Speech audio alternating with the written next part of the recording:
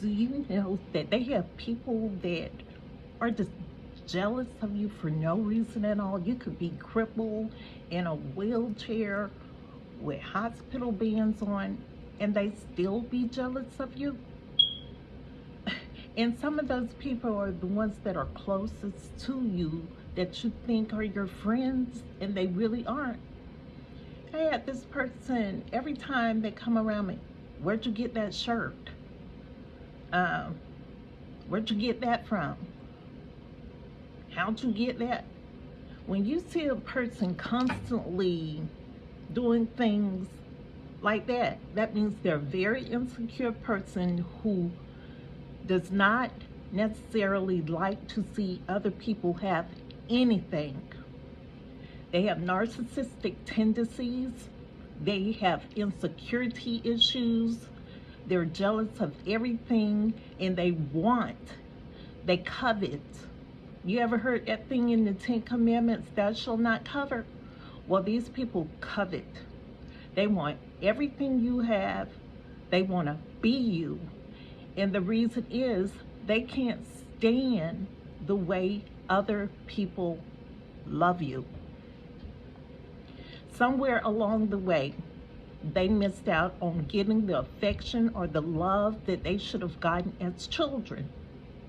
And now it's turned into a mental illness, and their obsession is to take everything that somebody else has, or to duplicate everything that somebody else has. They will study your mannerisms. They will watch you. But the thing is, even when they do that, they're not going to get the same results, because that is not their path. And eventually the mask will fall off, and people will see that they are just being straight up fake. Now, we know, if you've watched in the past about narcissistic type personalities, they hate to see other people have anything. I don't care how little it is. Honey, you could have on a fake ring, fake something, and they want it, or wonder how you got it or why you got it. And then after they question you, they go out and try to duplicate it. This person asked me, is that a new bra? Are those new panties? But where you get that from? You see a person like that and it's supposed to be your friend, something is seriously wrong. Back the hell up. That's what you do. You back the hell up and walk away from them, because something is seriously wrong. And you see those people who always want more and more and more and more, and they are never satisfied. Never, ever satisfied. And they see you have something, they want it. They see something, and they're constantly surrounding themselves with more and more things, and they never feel happy, because they're not happy inside. Something is seriously missing within their souls, within their minds, within their lives, and they feel less than others. And when a person feels that they're less than others, they will try to make your life hell, because they want you either to diminish your light to meet their darkness. They're miserable people. They have not found that happiness comes from within and not from the things outside of you. So they chase this invisible happiness their whole lives and never ever really find it. That's sad. And I'm like this. I don't want to be around you. I don't want to deal with you. I can't heal you, because if you absorb all of my light for your healing, you gonna leave me, what? Broken. And I'm not gonna allow that. period. I fight for my light. I fight for my connection with the Most High God. I fight for my peace.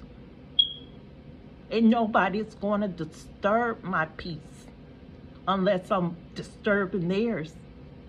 And that's just the way it is, and that's the way it's going to be. Now, we both can have peace, or we can go to war. Don't come up in my house asking me how I got that, where I got it from. You don't know whether it was a gift or I got it from. It's really none of your business, period. What I do in my home or how I live my life. If you had more business of your own, you wouldn't be so concerned about what other people are doing. Like I said, other people can't stand the way other people love you. They think like, oh, if I take his place or her place, I'm going to get the same thing. No, it don't work that way. Because first of all, you are you and I am me.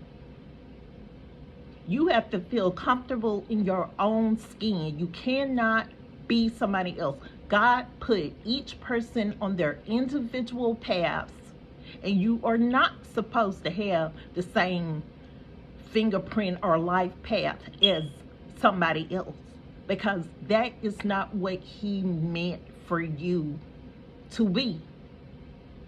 He meant for you to be you, uniquely you, and there's a reason that you are uniquely you, for his use. If everybody had the same makeup, the same thing, I mean, what use are you if you're identical to what other people are? There would be no reason for living, quite frankly. So yes, there are people that have emptiness inside, and they're constantly trying to cause havoc for other people and constantly trying to fill up that empty space because they haven't found their purpose. They haven't found what they're supposed to be doing. Instead of looking within and hooking to the Most High God, they just go out disturbing other people because they don't know how to look within. So they're looking at everything outside of them in hopes that it will bring them happiness.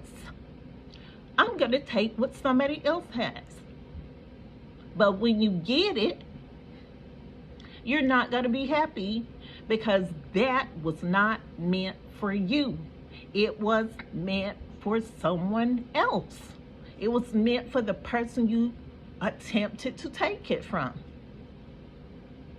Everything in this life, nothing, there are no coincidences.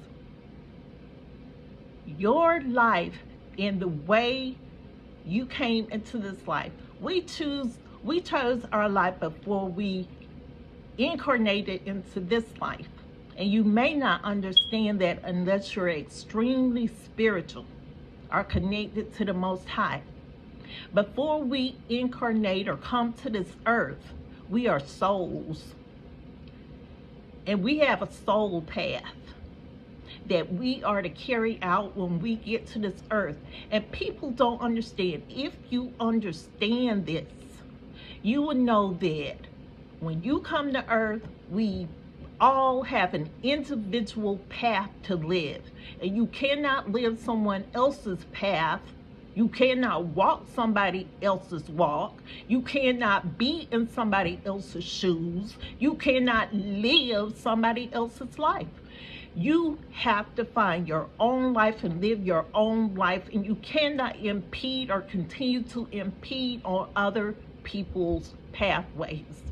Are you gonna stumble yourself up and end up in misery? You ever see those women, grown behind women that should have learned this lesson? They always got to have what somebody else got.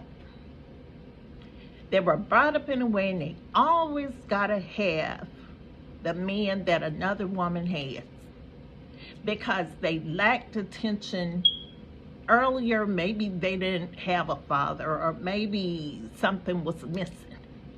And then we now got these things, I'm gonna say it, you now got these things where there are boys growing up without strong male figures. Therefore, they want to be what they see the most. God put us on earth to procreate, not to dipstick into a duty. You understand what I'm saying?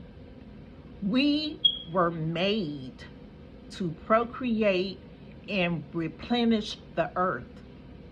That is what the ankh is. When you see that roundness at the top and that stem coming down, that's the female and that's the male. Meaning eternal life. Eternal life, that's what they mean by eternal life. Constantly procreating, having children for life. People, eternal life. When you see the cross, I don't know who came up with the symbol of the cross, but actually it was supposed to be a fish of peace and feeding humanity the gospel. But somehow it turned into a cross. When you see that cross, that's male on male. That's what they developed in the Catholic Church. And y'all know what's going on in the Catholic Church, where those little boys were being molested and everything like that. Honey, they got it all wrong. And I will clearly say it's all wrong. Just because everybody does it, it doesn't make it right. Just because it's a trend, it doesn't make it right. Truth is always truth, no matter how you try to twist it, no matter how you try to hide it, no matter how many people say it's not true. Truth is still truth. And back to what I was talking about, yes, there are people, what I call soul snatchers, life snatchers. They want to trade destinies with you. But the thing is, they don't know what you had to go through to get to where you are. And the thing is, most of them aren't even strong enough to even walk the path that you had to walk to get to where you are. They think you just jump from one point to the present. Not knowing that maybe you had to be homeless. Not knowing that you had to go days of being hungry. Not knowing that you died and had to come back to get the strength that you needed to live the life that you live now. And then some people are just good at taking a little and making it look like a lot. But they don't know this. They just see what they see and they automatically want what you got. But they don't have the strength to go the path and walk the walk that you had to walk to get to where you are. They'll say, oh, you got all these degrees. You must have did that. They didn't know that I had to work 3 and 4 jobs to get that BA degree or that master's degree. They didn't know that I had to go hungry some days. They didn't know that I was also raising a child while I grabbed those degrees. That shows you strength.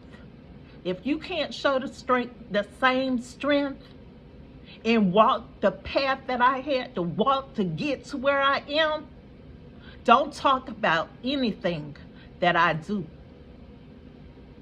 Don't think you can jump and take my place, because I had to go to hell and back to get to where I am. And if you're willing to do that, you as strong as I am or stronger. Because this life that I've lived is not for the weak. It will never be for the weak. I'm telling you, be aware of everything around you and the people you keep close. I hang mostly alone because, like I said, I have a sixth sense and I can pretty much see through energy. So I know who's who and what's and what's for me. And sometimes I'll see that a person is on the dark side of the coin. But sometimes I just like to see just how far they're gonna go. Whether they're gonna be healed or if they're gonna continue to do the same things over and over and over again. And sooner or later, what I've learned, they will trip their own selves up. They will fall into their own graves that they've dug for themselves. So I'm telling you, peace be upon you from smart and messy situations.